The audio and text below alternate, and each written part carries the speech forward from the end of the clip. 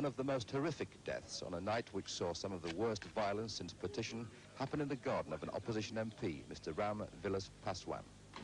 A Sikh taxi driver, chased by the mob, sought refuge in the home of Mr. Paswan. He ran for what he thought was safety, but he was caught. He was then doused with petrol. Someone lit a match, and the taxi driver burnt to death. The worst thing that can happen in the country is now happening. There is no law and order in this country. If this can happen in leading opposition MP's house, what happens to the common man in the street? This happened to, he was burned alive in that car. He was burned alive in the garage along with the car. Why? Just because he was, he belongs to the minority community, Sardar.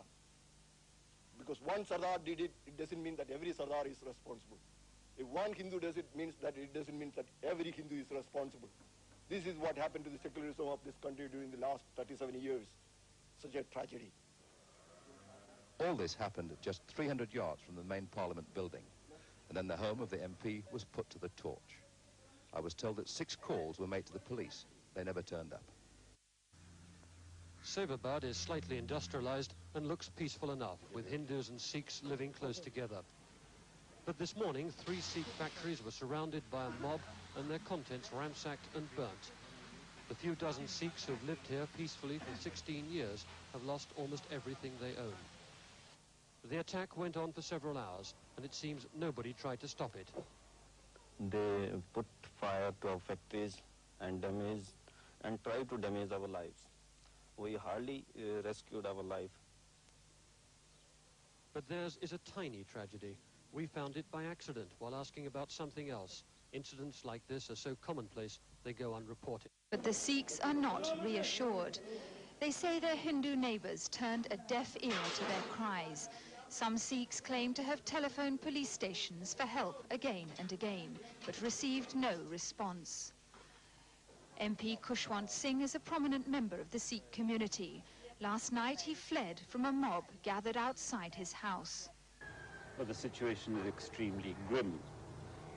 For the act of 3 Sikhs in killing Mrs. Gandhi, it would seem that a community of over 13 million Sikhs are being held to ransom. There have been acts of violence against Sikhs and their property in practically every part of this country without exception. And I have yet to hear of any instances where their Hindu neighbors have come to their help. Sikhs are beginning to feel totally alienated and have faced the very grim prospect of having to decide whether they're going to live in this country or get out. Despite this display of military strength, the major in charge insisted that all was now normal. It's just normal, it's just normal. Situation normal? Yeah, absolutely, and very fast returning to normal. But the villagers told us of widespread rioting and killing and of hatred between Hindus and Sikhs. I don't like to see any Sikh people here. So Sikh people were killed? Yeah. How many? About 100, yeah, 200. A mob had run down this street, bursting into Sikh houses, spraying them with blazing petrol, and often cutting the long hair from the heads of their Sikh victims. Gruesome evidence in the rubble of their houses. There are more than 16,000 Sikhs in the camps hastily set up around Delhi. In this one, almost every family has a story of murder, burning and beating. And some have the horrific injuries to prove it. All this camp can offer is some rudimentary treatment, but it's better than being outside. On Friday night, there was massacre. 95 people died by the official and perhaps overcautious estimate. One group had tried to take refuge in their temple. It was set on fire, they came out, they were set on fire, their bodies dumped in a ditch. A group of Hindus and Sikhs have joined together to stage a peace march, calling for an end to the violence. The same group has also provided volunteer doctors, food and clothing for the camps. We had to do something, they said. A lorry still blazes on a country track near Delhi, and we hear a horrific account of how the 2 Sikh drivers had been ambushed as they'd crossed a nearby bridge. They'd apparently been set alight by the mob and had either been thrown or had jumped into the river. Their bodies could still be seen there.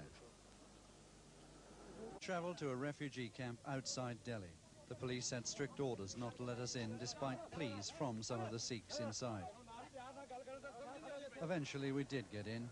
It was a large college building, now home to thousands of terrified Sikhs living in squalor. They fled here from many miles around and told us stories of how they'd hid in places like drains and fields to avoid the rioting, before eventually reaching safety. This man was a victim of the riots who survived an attempt to burn him alive. His wife tries to comfort him. We saw many more like this who lived, but many died, and their widows were mourning today.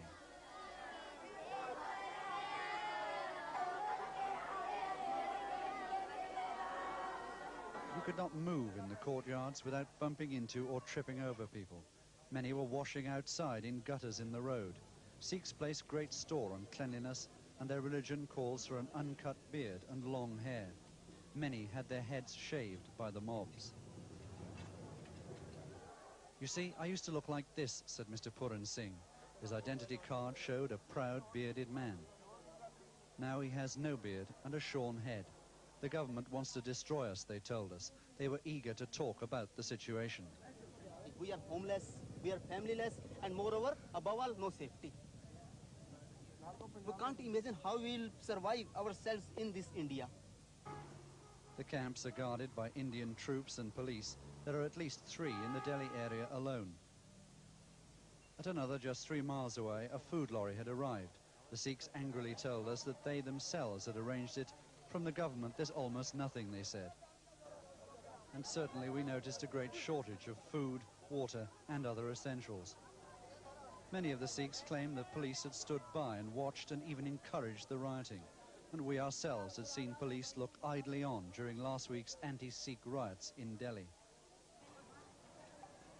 A relief worker in this camp showed us his list of dead and injured. He'd compiled it after talking to people in just one block. The list contained hundreds of names.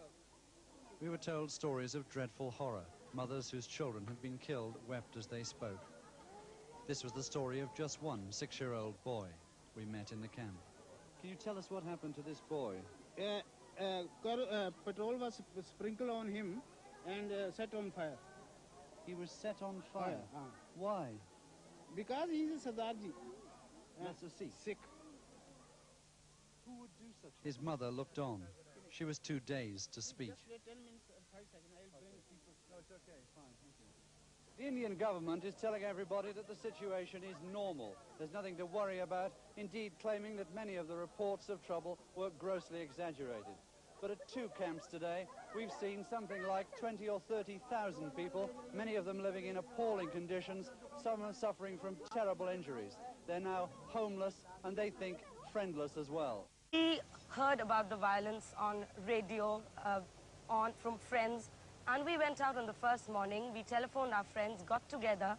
Our response was to try and stop the violence in whatever way we can. So we went into the colonies ourselves, as well as we went to opposition leaders and to the ruling party and requested for the army to be brought out because we realized the situation was out of control. We went on peace marches. On the second morning, when we went to Trilokpuri, which is a resettlement colony, and we found the condition of the widows, the women whose husbands had been killed, houses burnt and looted, we realized that what we needed to do was bring relief to them. Food, medical aid, and people who could just give them some comfort. They were shattered, though they didn't want food.